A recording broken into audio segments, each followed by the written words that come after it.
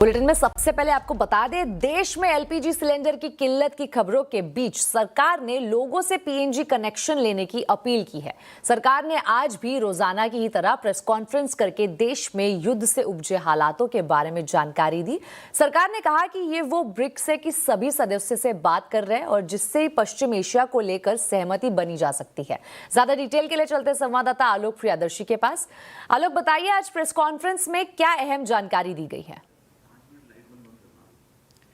बिल्कुल, देखिए, press conference में जो विदेश मंत्रालय की तरफ से जो एक बयान दिया गया है खासतौर से अहम है, क्योंकि ब्रिक्स की भूमिका पर एक बार बड़े पैमाने पर चर्चा होने लगी है। खासतौर से आज जो बयान दिया गया ब्रिक्स को लेकर, उसमें कहा गया है कि ब्रिक्स के सभी जो मेंबर्स हैं वो वेस्ट एशिया में, पश्चिम एशिया में जो इस वक्त कॉन्फ्लिक्ट चल रहा है उस पर एक सहमति बनाने पर विचार कर रहे हैं। गौरतलब है कि ईरान ने ये कहा था कि ब्रिक्स के सभी जो मेंबर्स हैं वो बातचीत करें और मौजूदा जो कॉन्फ्लिक्ट चल रहा है उस पर समाधान निकालने की कोशिश करें। तो भारत की तरफ से कहा गया है कि ब्रिक्स और साथ ही साथ द्विपक्षीय मुद्दों पर ईरान के साथ हमारी बातचीत चल रही है। प्रधानमंत्री नरेंद्र मोदी ने और वहां के राष्ट्रपति ने बातचीत की है। साथ ही साथ दोनों देशों के विदेश मंत्रालयों में आपस में बातचीत हुई, विदेश मंत्री ने बातचीत किया है। और इस बीच में जो ब्रिक्स की भूमिका है वो काफी अहम हो जाती है, क्योंकि ये कहा गया है एमईए की तरफ से, विदेश मंत्रालय की तरफ से, कि जो भी मेंबर्स हैं सब आपस में मिलकर एक सहमति बनाने का प्रयास करेंगे, ऐसा कहा गया है। और साथ ही साथ ये भी इंपॉर्टेंट है क्योंकि इसी साल भारत